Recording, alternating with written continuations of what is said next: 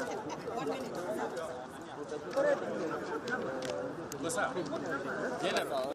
We need live. Tuko ready? Okay, this is a statement this afternoon by members of parliament in support of peace and reconciliation, from building bridges to opening of wounds. Yesterday's public statement by Director of Criminal Investigations, George Kinoti, is yet another installment of the zealous antics staged purely for cheap publicity to anchor partisan political narratives and fuel divisive agendas.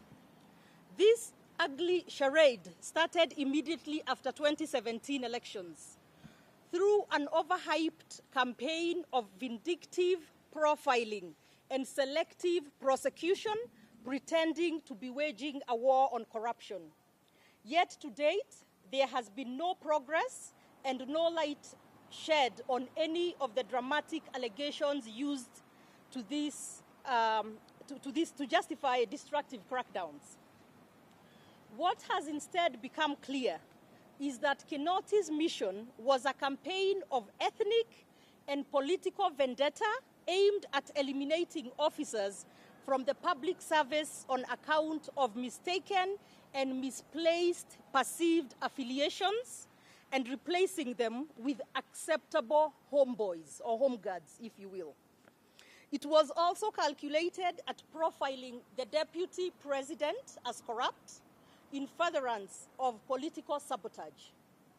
Despite the unorthodox method employed targeting a host of qualified public servants who got their jobs on merit, no case has successfully been prosecuted in court. Instead, those behind this scheme have quietly been trying to negotiate with those they illegally and unfairly removed from office, with sweeteners of paying them off to drop the cases. The next dramatic installment was to coerce, harass, and intimidate members of parliament who were seen to lean towards the deputy president. Trumped up, unfounded, and fake allegations were made against them solely to make them change their political stand. During this period, and to make them surrender to the unknown political forces, security personnel of some of the legislators were withdrawn.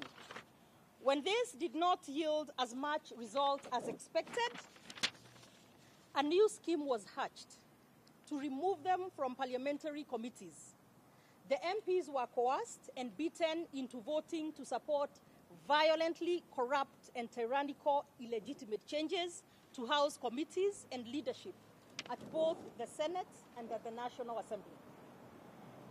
As per the well-known practice, Kinoti was eagerly deployed by his masters to announce the commencement of investigations and the assembling of evidence as the basis for prosecuting leaders for various trumped-up offenses. Yet this was only cover-up for his deplorable errands at the behest of sinister political masters.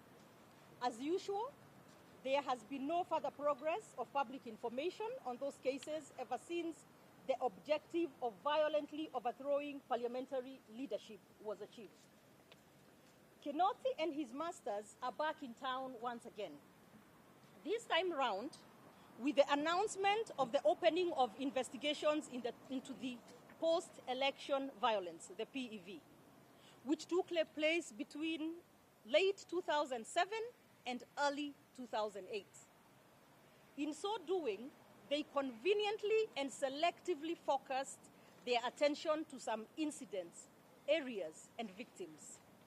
It is clear that Kinoti and his masters only wish to cynically exploit the terrible traumas of PEV to anchor a diabolical and divisive political agenda, distract public attention from his paymasters' political frustrations, incite communities into violent conflict, coerce Kenyans into supporting the doomed BBI adventure, and undermine their rivals' standing. For Kinoti and his masters, Therefore, PEV is all about selling fear in the Rift Valley and coercing its residents into supporting toxic and divisive political enterprises and problematic 2022 succession schemes. Kinoti's masters are the same shadowy puppeteers who schemed to similarly employ PEV and the ICC to prevent their excellencies on Uhuru Kenyatta and William Ruto from ascending to political leadership.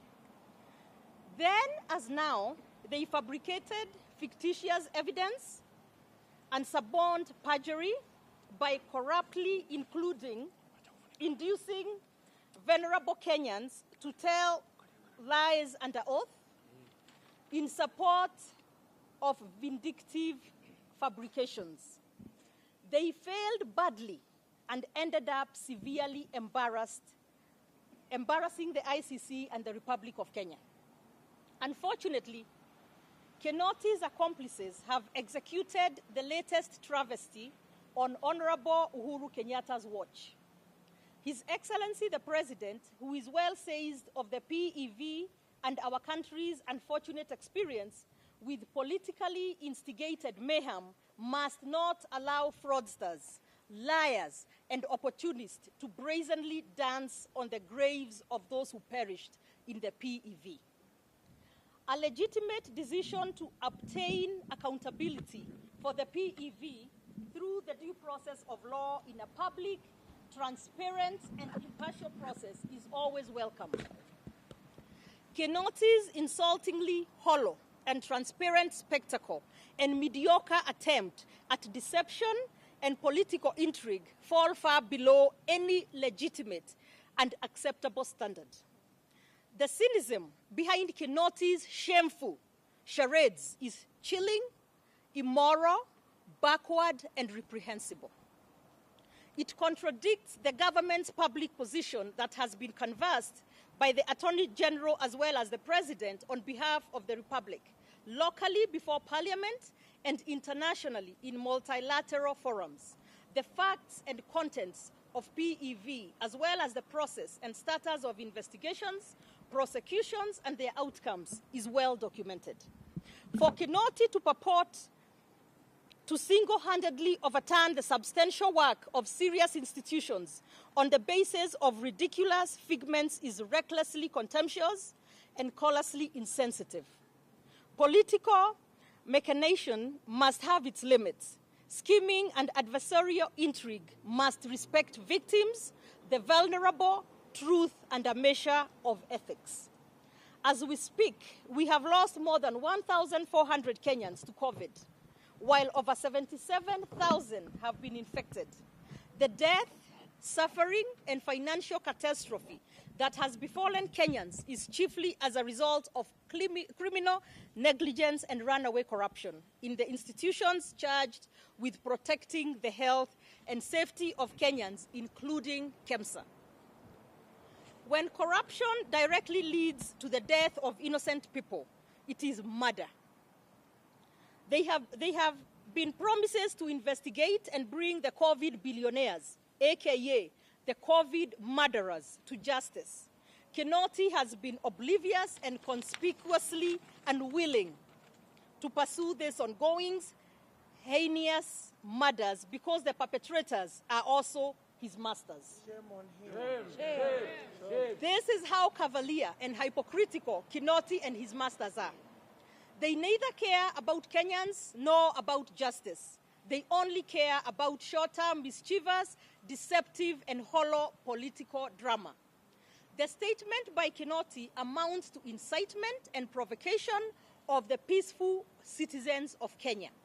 How unfortunate are we in this country that in the middle of a devastating pandemic, a divisive BBI referendum is being forced on Kenyans, and to add insult to injury, incitement of communities is being conducted by state organs. Shame. We ask His Excellency the President one question. What is the guarantee that we shall still have a country left with all these evil and destructive schemes perpetrated through state offices.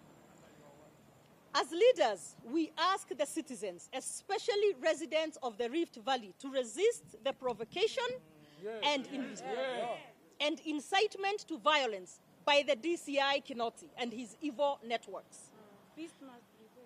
Jubilee was born of a covenant before man and God, that no citizen's blood will ever be shed on account of political competition, and vowed that no amount of provocation will tempt us to depart from our sacred commitment. Considering that the DCI has revisited the Waki report, we demand a comprehensive strategy from the President, clearly indicating the program and plan of action across the country on the implementation of the Waki reports. In this spirit of revisiting, we also ask the President to address the nation on the fate of the Truth, Justice and Reconciliation Commission, TJRC report, and as well as the recommendations of all the past commissions of inquiry. This will forestall political hirelings from weaponizing such reports in future for divisive political agendas, the way DCI Kinoti is now abusing victims of PEV for political sport. On our part, we restate our commitment to the peace and reconciliation agenda that was formalized in Nakuru in 2012. The promise abides, the mission continues. The mission continues. Thank you very much.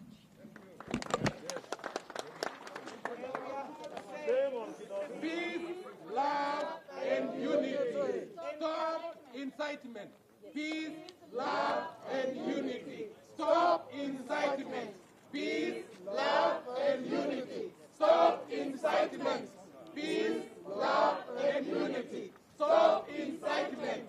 Peace, love, and unity. Stop incitement. Shame on you, Kinoti. Yes. Sorry, 1 minute. We will only take questions relating to this. Yeah. We will take questions relating to this statement. Okay? And we will start with... Why don't we take the question first? Yeah. Excuse me. Most of the post-election violence victims were maimed and are now persons with disabilities, and I've registered most of them. So I have all of them, and our physical wounds had healed. So is our hearts. I don't know what informed Kinoti in making those wounds to drain again.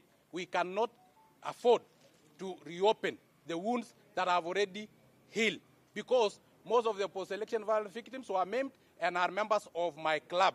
And just as what happened in South Africa, after apartheid, there was peace and reconciliation, and they decided to move on as a united country.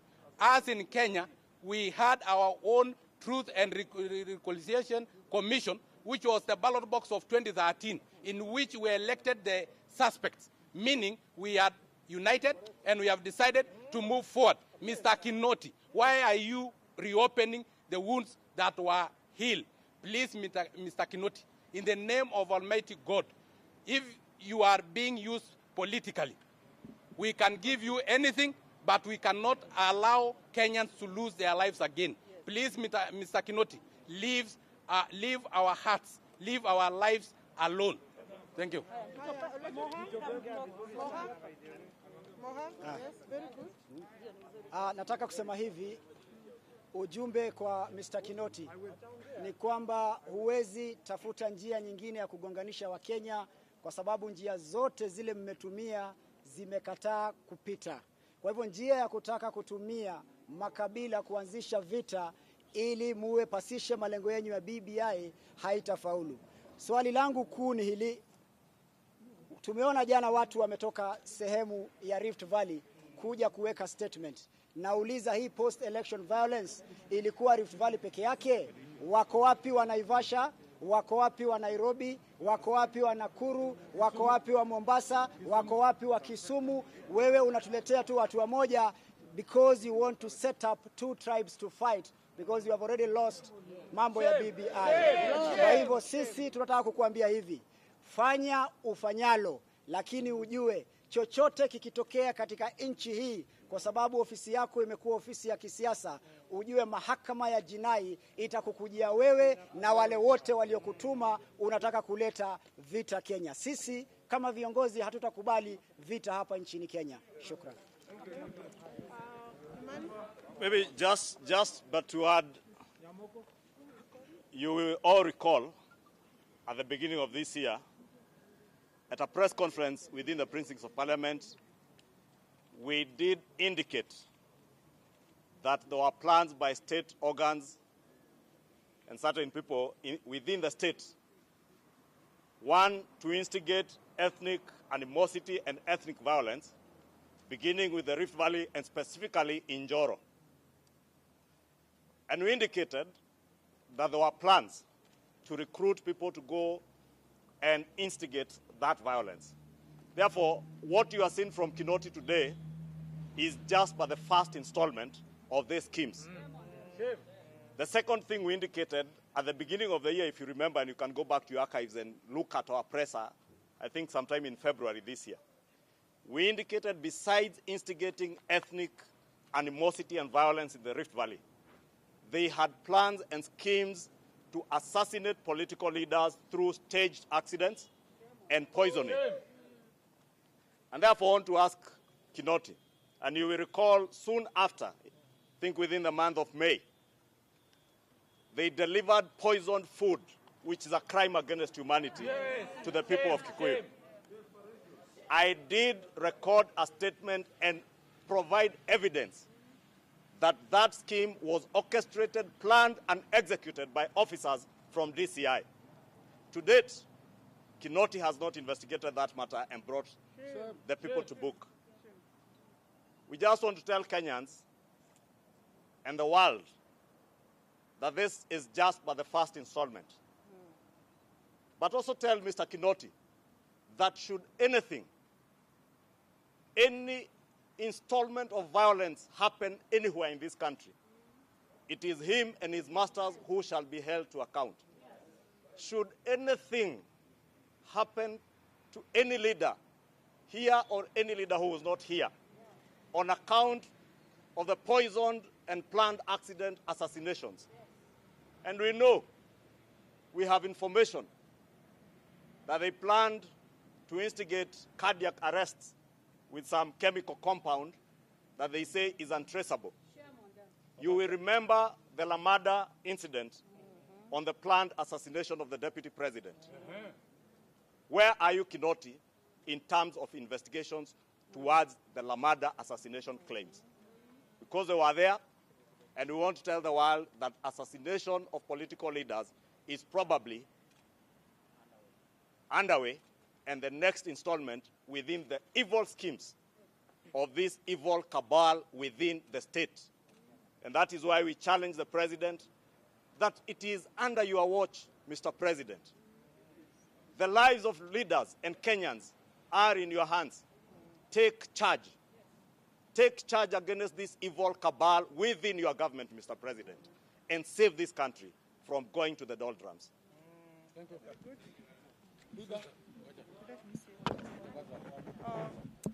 Okay, I just want to remind Kenyans that these particular incidences that we have suffered before were experienced in 1992, were experienced in 1997, 2013, there were no such incidences. But 2017, we did have problems. I just want to appeal to all Kenyans not to accept to fall into the trap and shenanigans of Kinoti, Director of Criminal Investigations, because I believe, and we believe as a team, that he is under direct instructions and organizations of a very sinister team and evil spirit in this country. Therefore, Kenyans from all walks of life, from the hotspots of this country that have suffered post-election violence, be it Mombasa Coast, be it Rift Valley, be it the areas like the Naivasha, Kisumu, and elsewhere, we must reject these evil schemes and insist and demand the establishment of a truth, Justice and Reconciliation Commission, where Kenyans will be able to speak over the issues that have occurred. We will not re-rent, and we will not allow, as leadership, this kind of shenanigans that we saw yesterday. Kinoti, we are calling out on you with your teams. You must stop. You have fed enough blood of Kenyans, on enough blood of Kenyans. Stop it. We will not allow you.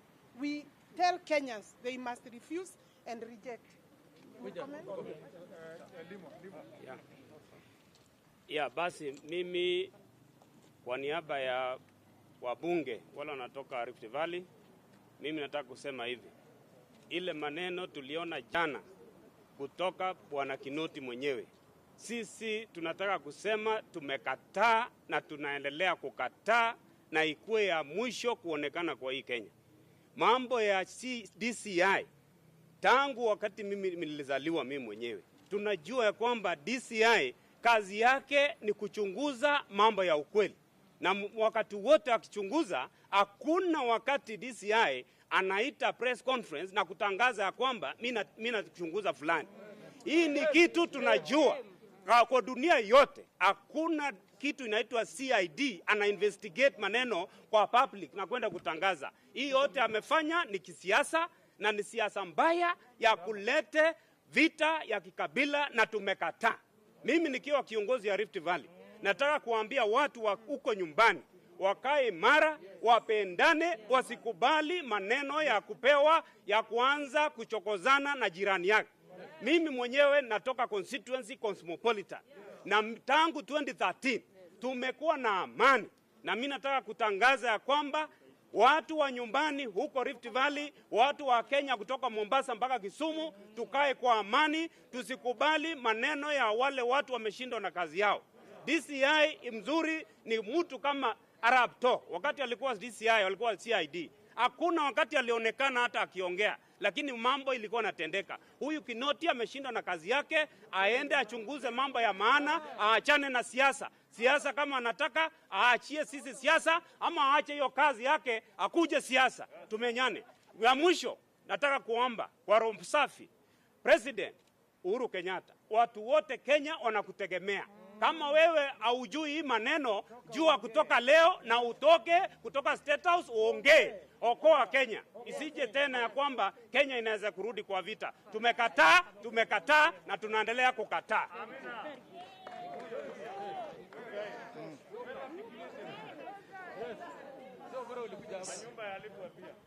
Nataka kutaja mambo matatu peke yake. Kwanza, nimetumwa na watu wa Huruma na watu wa Kibra na watu wa Madhare ambao mwaka wa 2007 Raila Odinga aliwaambia waingie manyumba za watu. Wanasema hata wao wangetaka kuandikisha statement ndio hiyo mambo ifuatiliwe. Na pia kwa hivyo nataka kuomba Bwana Kinoti na DCI awapatie nafasi na wao waweze kuongea. Ya pili, tunacheza na mambo ya usalama. Tuko na ripoti katika hii nyumba ambao tunajadiliana, ambao ililetwa na rais wakati wa State of the Nation Address, the security report on security. Na akasema katika hiyo ripoti ya kwamba kuna wanasiasa wana fund vigilante groups kama Mungiki na zingineo. Pia hiyo ni kazi Bwana Kinoti. Angalia kwa hiyo ripoti, kwa sababu kusema kuna wanasiasa haujasema ni nani, ni kucheza na usalama wa kitaifa. Mwisho, kati ya mwaka wa 2008 na 2013 mimi mwenyewe nilikuwa nafanya na rais. Sana sana kazi yangu ilikuwa ya kuleta watu amani na kushikanisha watu sana sana huko Rift Valley. Karibu miaka 4 sikufanya kazi nyingine. Nikitaka kuuliza rais wetu, sababu wewe ulitufunza kufanya amani na wengine. Wewe ulitufunza kusameheana. Wewe ulitufunza kuangalia mbele sio kuangalia nyuma. Wewe ulilalamika wakati ulisema Raila anataka watu wakae kwa historia. Viongozi hukumbukwa kwa ile maneno wamefanya mwisho, sio ile wamefanya mwanzo. Usikubali hii maneno define your legacy, Your Excellency. Tafadhali, you have invested too much in this peace in this country. Usikubali watu ambao wamekuwa wakikupiga miaka yote wakutoe katika hiyo njia ambayo ulikuwa karibu tu upate Nobel Peace Prize isipokuwa ni hii. Asante. Okay. Today I will not. Today I will not wear a national hat. I will speak as one of the leaders from the Rift Valley, just like Susan Kihika here, among others who are here. We know that, and we've said this for a long time now, for almost from the part of last year to this year, that there is a plan for a state-instigated violence, and the stage is Rift Valley. And the acts are intended for political reasons. This is simple, and I like to speak in a very simple way. The Asla narrative has united all Kenyans who believe that every hustle matters and that we should speak matters economy regardless of our community and tribes. The candidature of one William Ruto has been accepted across the country. The players of Uhuru succession who are deep inside the government urge plans like you read in our statement, starting from corruption, instigated charges, removal of leaders. Now the last card they have, because they have realized BBI doesn't work, the last card they have is to instigate violence in the Rift, so that communities, because Rift Valley is one of the regions that has every community in the country. And so that then if there's violence in Rift Valley, blame it on William Ruto. Then once you blame on William Ruto, you go to what they already announced, that he will not be in the ballot box. So the objective here is political, like in our statement says, a political sport. But unfortunately, political sport using human lives. Using human lives. President Uhuru Kenyatta, accompanied by most of us here, visited the ICC with the deputy president. And what did they tell ICC? That we started reconciliation process in 2012. We have sorted all IDPs. They are settled. Everybody has gone back to their land. They told the world that as a result of their coming together, now Kenya is a peaceful nation. The president came to parliament and announced that there was a 10 billion that has been put in place to ensure that all the TJRC-related issues are settled. Now, we want to know the truth. Did President Uhuru Kenyatta lie to ICC? Did President Uhuru Kenyatta lie to Parliament by saying that those issues have been sorted? Do we believe the older President Uhuru Kenyatta or the current one that is supporting a DCI who is reopening a chapter that has been closed? So these are the questions we are asking ourselves. We are saying the real President Uhuru Kenyatta should come out. Yeah. Are you the one who told the ICC you've sorted these issues, or you are the one now who is reopening these issues? And even then, we have agreed as leaders kutoka Rift Valley. Ata liwe liwalo. Juu chini. Siasa yende nyuma ama mbele. Jubilee ikue isikue. Tumeamua ya kwamba hakuna tena mwananchi atamwaka damu kwa sababu ya siasa. That is our resolve. It will not change. Kinoti and shenanigans. I hear he was issuing another statement today trying to apologize. I'm sure he has realized that what he was doing has backfired. We want to tell him we don't want that letter he has written today. Let him go straight to appraise and apologize to the people of Kenya for pretending to be reopening a process that the president himself announced that it had been solved. Or if that is not the case, he should be relieved of his duties. We get a DCI who is independent, who can be able to carry out the responsibilities of DCIs in a manner that is befitting a public office. Hiyo tu ndio tulikuja kusema hapa, lakini wacha niwaambie, wafanye nini, wasifanye nini. Wakalenjin, Wakikuyu, Wakisii, Wajaluo, Waluya, Wasomali, Waturkana, Wamasai, wote wenye wanaishi Rift Valley, hakuna siku tutapigana tena. There is no time we will fight again. And we leaders who are here, like our statement is stating, while they are going for revenge and reopening those files, those of us who are here believe in peace and reconciliation. And if given a chance to continue leading our people beyond 2022, we will only focus on peace and reconciliation. Asanteni sana na Mungu awabariki. Thank you very much. I think our statement ends there. Yeah, please. Thank you. Stop incitement, peace, love, and unity.